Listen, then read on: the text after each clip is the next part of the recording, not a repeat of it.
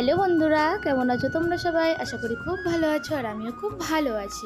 আর দেখো সকাল সকাল কিন্তু আমি আর বোন একবারে ছাদে চলে এসেছি ফুল তুলতে।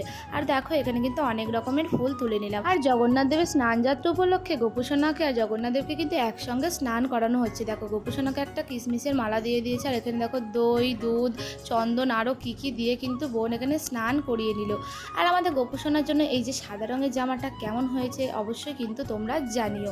আর তারপরে দেখো ছাদ থেকে যে ফুলগুলো তুলে এনেছিল সেখানে গোপুসোনার জন্য আর রাধাকৃষ্ণের জন্য সুন্দর করে দুটো মালা গেঁথে নিয়েছে। আর জগন্নাথ দেবকে যে মালাটা পরাচ্ছে সেটা বোন কালকে বাজার থেকে কিনে এনেছিল।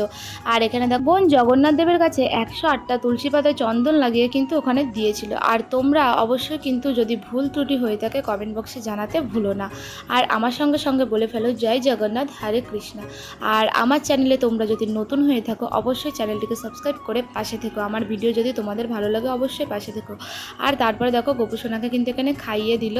আর তারপরে আমাদের পুজোর জোগাড় কেমন হয়েছে অবশ্যই কমেন্ট বক্সে জানিয়ে দেখাবো অন্য একটি ভিডিওতে। আজকের মতো টাটা।